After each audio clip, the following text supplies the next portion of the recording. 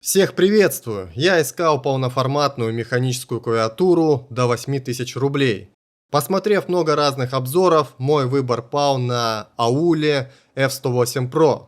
Данной клавиатурой уже пользуюсь пятый месяц, поэтому мне есть что вам рассказать. Начнем со звука при нажатиях на клавиши. Здесь он умеренно тихий и довольно приятный. Мне понравилось печатать объемные тексты для выпусков на свой игровой канал, где я делаю много полезных гайдов на разные игры.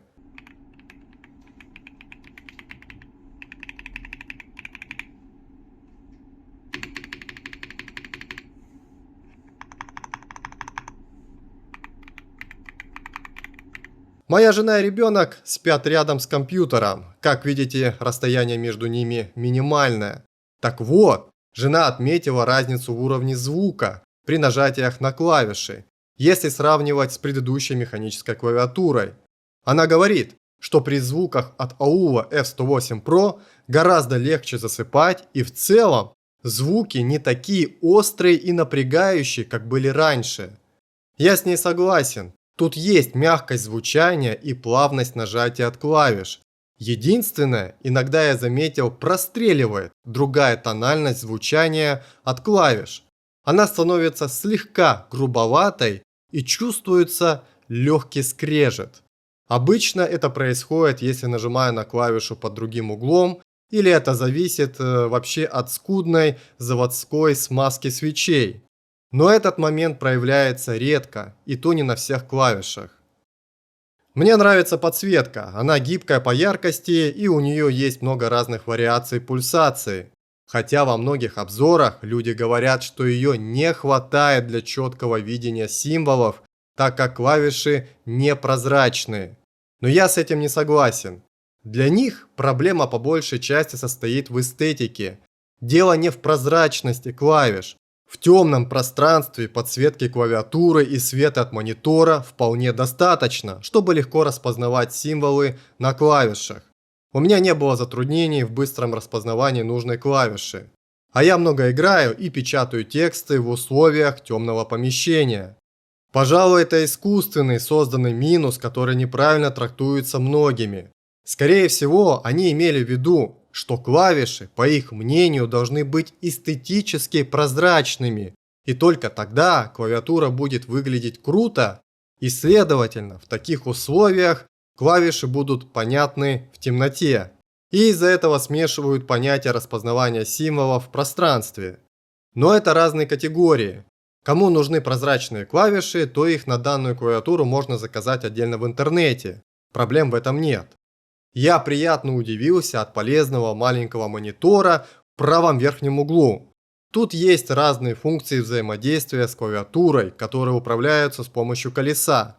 Но я остановился на отображении времени, и знаете, это охуеть как удобно. Не нужно постоянно сворачивать игру или тянуться за телефоном, чтобы посмотреть, а который час. Благодаря этому легче контролировать время в игровых сессиях, и если у вас проблемы с распределением времени, то данный маленький монитор на клавиатуре облегчит вашу жизнь, и скорее всего вы будете меньше опаздывать на свои дела в реальной жизни. Единственное добавлю, что круглый рычаг очень чувствительный. Стоит слегка до него докоснуться, и он уже поменяет меню отображения. Даже когда я касаюсь проводом от наушников, то рычаг приходит в движение. Он находится близко к краю, и первое время я часто его задевал. Это не смертельно, но для перфекционистов будет явно неприятно. Я играю в разные игры, шутеры, стратегии, ММО и многие другие жанры. Отклик клавиш быстрый, клавиши друг от друга располагаются удобно. Единственное, в CS2 очень редко бывает дабл-клик, когда взаимодействуем с клавишей Shift. Именно это происходит, когда палец находится на грани нажатия на клавишу или при неполном отжатии. То есть при мизерном давлении может сработать дабл-клик. Но это, как я говорил, происходит крайне редко. В заводском комплекте есть прозрачная крышка. Советую ее не выбрасывать, а использовать, когда едите за компьютером или уходите спать. Несколько раз крышка реально пригодилась и спасала клавиатуру от различного загрязнения или разлития жидкостей на нее. Вес у клавиатуры, я бы сказал, средний. Она не тяжелая и не легкая, как пушинка. На столе стоит уверенно. Сборка корпуса и использование материалов за такую цену вполне приличная. Хотя в магазине, когда доставал ее из коробки, я близко к ней приблизился и учую легкий аромат китайского пластика. Меня слегка это напрягло. Сразу появляются ассоциации с некачественным китайским ширпотребом. Но со временем легкий запах пластика быстро ушел. В целом, клавиатура мне нравится. Прям явных минусов за такую стоимость я не обнаружил. Звук, тактильные ощущения, дизайн, функционал, достойный за 6000 рублей. Единственное, у меня возникает вопрос, а сколько по времени она проживет? Предыдущая клавиатура механическая прослужила мне 10 лет. Что будет с этой, время покажет.